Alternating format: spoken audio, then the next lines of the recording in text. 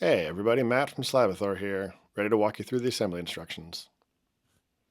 If you're like me, you got a brand new Slabathor in the mail, open it up, lay out all the parts in the order they're going to be assembled, just to make sure you got everything. Step 1.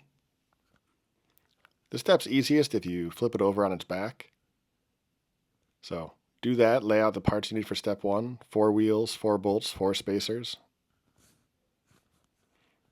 This step is very much bolt through wheel, spacer onto bolt, bolt onto body. I usually try and keep most of the videos pretty tight and really just show the fun building parts. Since this is the assembly video and I'm really trying to show all the details, this one's going to be a little bit slower, but once we finish building the Slabathor, we can start building a lot of cool tables. After those were hand tightened, I went back through and tightened them with the included Allen wrench just to make sure they're nice and snug. Step 2. Step 2 is pretty much the same as step 1. It's a lot easier if you flip it back right side up. Bolt through wheel, spacer onto bolt, bolt onto body.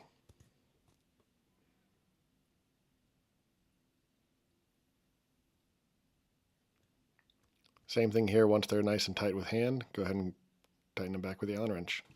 Step 3, installing the drive wheels. Grab both the drive wheels and take a look at the motor shaft that's exposed. There's a flat part to it, and one of the set screws you're going to want to make sure makes contact directly with this flat part, which gives it a little bit more bite for the motor. So once you've lined that up, go ahead and tighten it. The shorter end of the Allen wrench can provide a lot more leverage to make sure the set screw is nice and tight. You may need to rotate the motor a little bit just to make sure that you can tighten both the set screws, but you're going to want to make sure they're both nice and snug. It's the same story over on the other side, but it's really important just to make sure you tighten up both the set screws. Step 4, router carriage subassembly.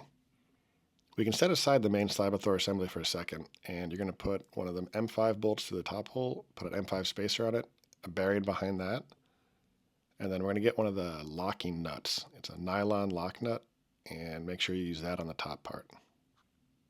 Same thing on the other side. You're not going to be able to finger tighten these past a little bit, so you're going to really want to use the included wrench and Allen wrench. And it's important to go ahead and make these nice and snug. You'll feel a little bit of resistance on it.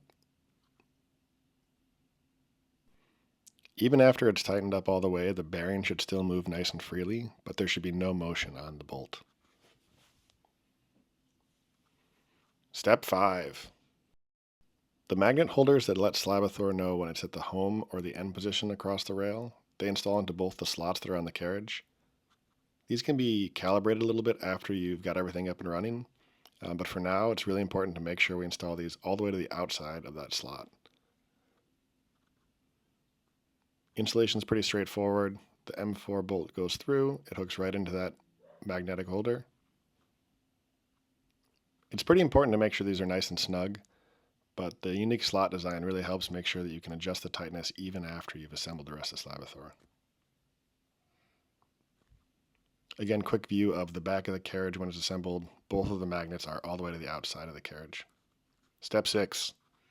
This one's pretty quick, but it's important to make sure that one magnet is on either side of the transmission nut that's on the Slabathor. Step 7. This step can be a little bit tricky. It's substantially trickier when you try and do it in such a way that it makes it easier to film, but you're going to take a bolt through the carriage, through the eccentric spacer, through a bearing, and then put a nut on the bottom.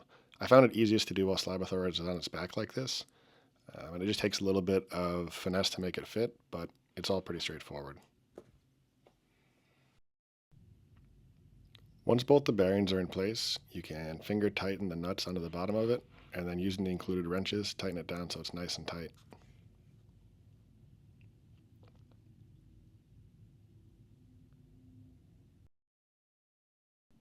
Step 8. Until you adjust the eccentric spacers, there might be a little bit of wobble on the carriage. By rotating the eccentric spacer, it changes the distance between the bearing and allows the carriage to be nice and tight and perpendicular to the rest of the device. If you over tighten it, it'll add a little bit of strain to the motor, so you want to go ahead and tighten it until the top bearing just stops moving. After adjustment, it's good to make sure you haven't loosened the nut at all, so go ahead and retighten everything with the included wrenches. Now double checking everything should be nice and sturdy. Step 9. Putting the last two bolts in can be a little bit tricky. I find that holding the lead screw and adjusting it helps me really find that transmission nut. So you're just going to go ahead and tighten both of those on.